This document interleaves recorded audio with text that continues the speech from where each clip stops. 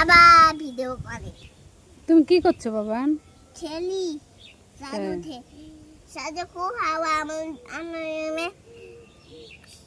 Current শেষ। তোমার রুমে কারেন্ট শেষ? কারেন্ট নেই বলতে হয়। কারেন্ট নাই। এখানে খেলতে ভালো লাগছে তো? হ্যাঁ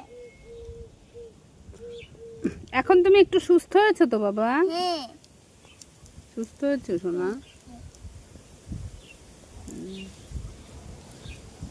আমরা ঠকর ঠকর খেলি। সেটা আবার কিরকম? দেখো এই দুইটা তোমার আর এই দুইটা আমার। এটা ঠকর ঠকর খেলা? হ্যাঁ তুমিও খেলবা। হ্যালো গাইস, কয়দিন ধরে একটা ভিডিও দিতে পারছি না, তার কারণ এটাই, আমার মেয়েটা খেলতে গিয়ে হাত ভেঙে গেছে। ওটা আমারই একটু অসাবধানতার জন্য। তো যাই হোক, বিপদ তো বলে কয়ে আসে না। আমি তো যদি বুঝতে পারতাম যে এরকমটা হবে তাহলে আমি ওকে একা ছাড়তামই না। অ্যাকচুয়ালি আমি রান্না করছিলাম এরকম টাইমে, মেয়ে খেলছিল। তো আমি ভাবলাম ভাতটা প্রায় হয়ে এসছে, যে ভাতটা উপর করে মেয়েটাকে নিয়ে আসবো রান্নাঘরেই। এইটুক টাইমের মধ্যে ওর গাড়ির থেকে পড়ে গেছে সিঁড়িতে। তো তুলে দেখি তো হাড়টা ঝুলছে, হাড়টা ভেঙে গেছে। এর জন্যই কয়েকদিন ধরে ভিডিও দিচ্ছি না।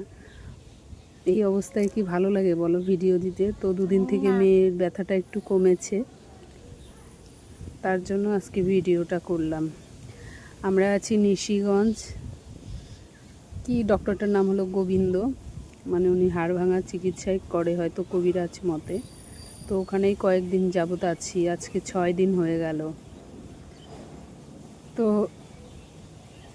তোমাদের কাছে একটাই অনুরোধ, তোমরা ঠাকুরকে প্রে করো যেন আমার মেয়েটা খুব তাড়াতাড়ি সুস্থ হয়ে যায়, আবার আগের মতো আমরা বাড়ি ফিরে যেতে পারি।